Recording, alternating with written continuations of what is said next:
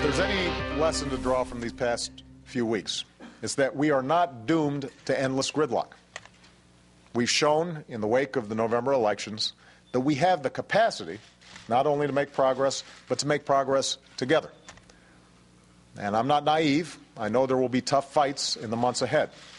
But my hope heading into the new year is that we can continue to heed the message of the American people and hold to a spirit of common purpose in 2011 and beyond. We're back with Richard Wolff, Ezra Klein, Jane Hampshire, and Roger Stone. Richard Wolff, I'd like you to consider what vote in the lame duck session tells us the most about what we're going to see next year.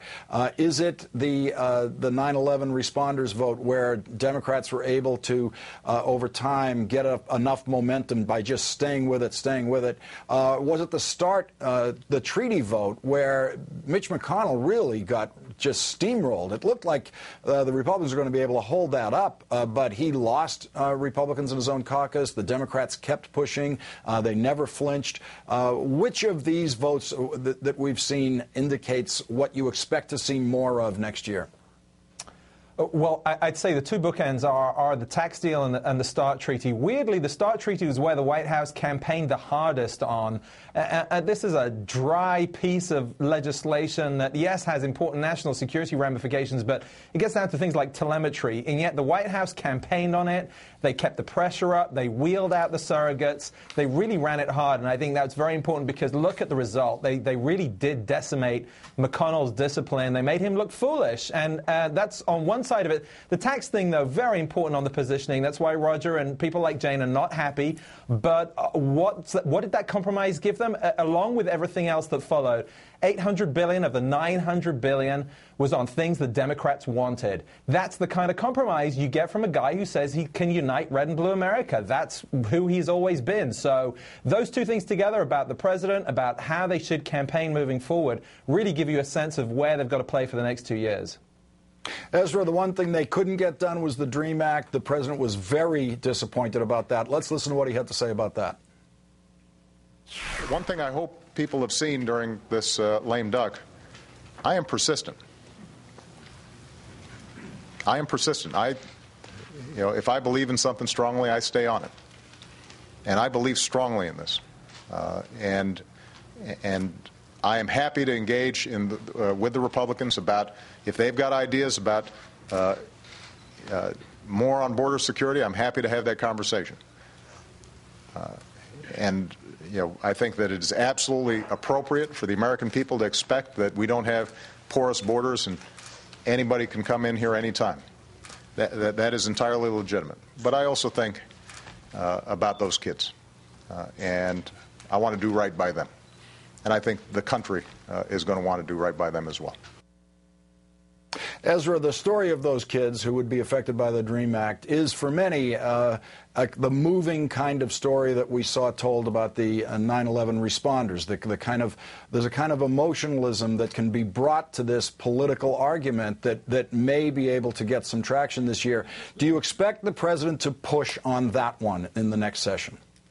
Yes, although for a couple of reasons. One of the things you need to realize about what the president was saying there was he was talking to a particularly angry constituency. He had told the immigrant community he would do comprehensive immigration reform in year one. And unlike a lot of the other things he did work on, he didn't really even try that. He never really gave that a shot. And so he went with them today, not just in that conference, but privately, or yesterday it was, and said, listen, I will push on this next year. I promise you I will make this a thing.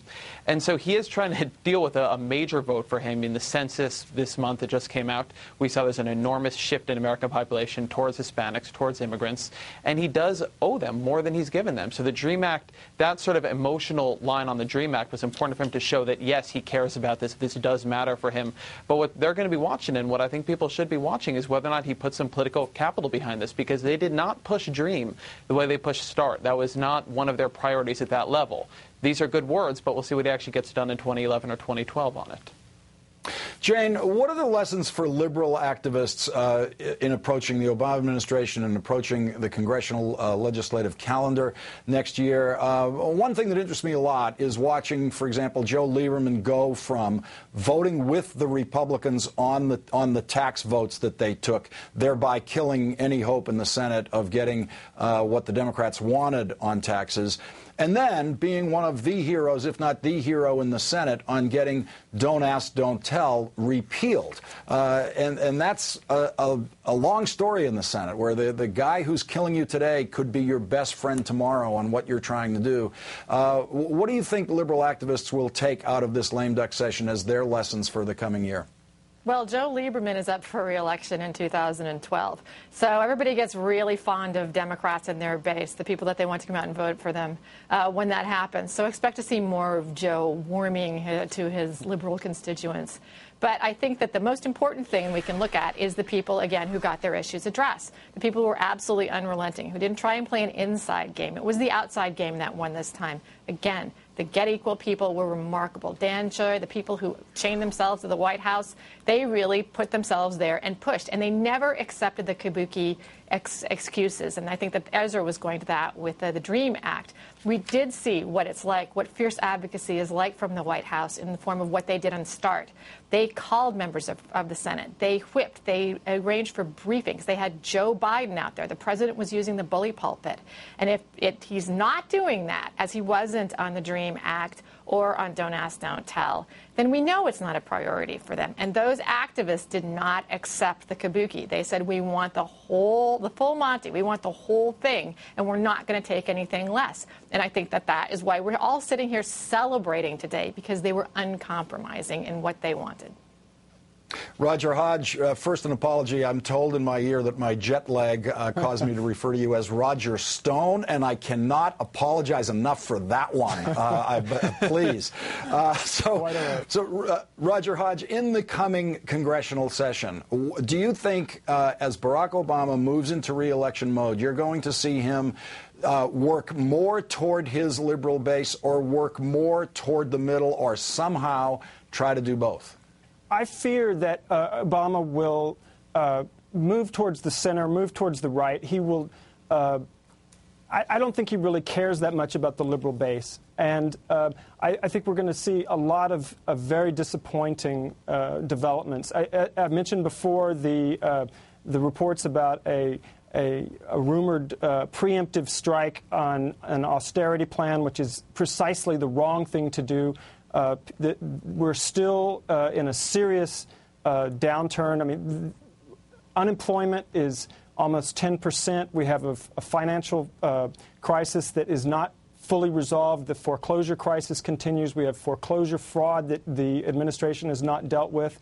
There has not been enough relief going towards homeowners. We have banks foreclosing on houses that they do not own. And we have these looming wars. We have reports also about an executive order on indefinite detention. So we have a president, a Democratic president, who is allegedly progressive, who has now thrown some serious bones to progressive constituencies, but we still have vital interests that we have to pursue. And the wars are serious and ongoing. Roger Hodge, you're going to have to get the last word on this. That's all the time we have for the panel. Richard Wolff, Ezra Klein, Jane Hampshire, and Roger Hodge, thank you all very much for joining me tonight.